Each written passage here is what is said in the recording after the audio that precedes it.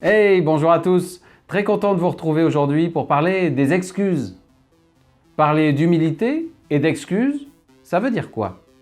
Faire preuve d'humilité, c'est avoir pris conscience de ses faiblesses, les reconnaître et les partager. C'est avouer avec honnêteté son incompétence, être objectif et réaliste sur ce que l'on sait faire. Cela semble être une vertu, tout comme reconnaître ses erreurs. Mais pourquoi est-ce si difficile de s'excuser? Par orgueil, par fierté, par gêne, par manque d'affirmation de soi ou de courage, je ne vais pas m'excuser alors que je le devrais, au risque de dégrader la relation ou de donner une mauvaise image de moi. C'est quoi le but? Pour sauver la face? Pour ne pas passer pour quelqu'un de faible? Pour faire croire que je suis compétent ou ne pas assumer mes responsabilités? Il se peut que je ne m'excuse pas. Et pourtant, l'individu s'honorerait à s'excuser, à faire preuve d'humilité, à dire « je me suis trompé » ou « je ne sais pas faire ». À titre privé, il se peut que je ne veuille pas dégrader mon image, mon statut. Reconnaître mon erreur, une faiblesse, serait avouer une fragilité, avec la peur parfois de rentrer en conflit. À titre professionnel, un dirigeant, un manager, voudra montrer qu'il sait tout, qu'il peut tout, qu'il ne se trompe pas.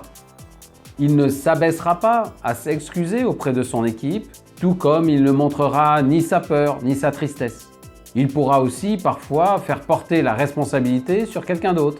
Là encore, il serait plus judicieux de reconnaître ses erreurs et de s'en excuser, alors que tout le monde les a vues. Cela donnera parfois une image plus humble et plus humaine. L'enjeu est fort dans les relations privées comme professionnelles, car il s'agit d'être authentique et sincère pour travailler en toute confiance. D'ailleurs, ce masque de Superman ne tient qu'un temps. M'excuser ne pourra que redorer mon blason d'individu faillible en créant plus de liens. Comme pour les émotions, l'affirmation de soi, la vulnérabilité, vous excuser autorisera l'autre à s'excuser à son tour. Vous apprécierez alors son comportement, tout comme il appréciera le vôtre. Le premier petit pas que je vous propose est d'assumer vos erreurs, d'en prendre la pleine responsabilité et de présenter vos excuses quand vous trouverez que c'est pertinent. Vous présenterez ces excuses en disant « je » sans chercher d'autres responsabilités ou autres circonstances atténuantes.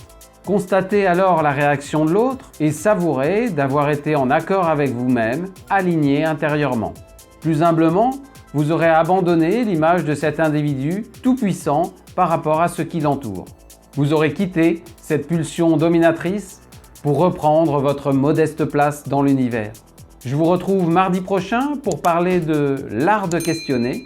Et d'ici là, n'oubliez pas, votre parole a du talent.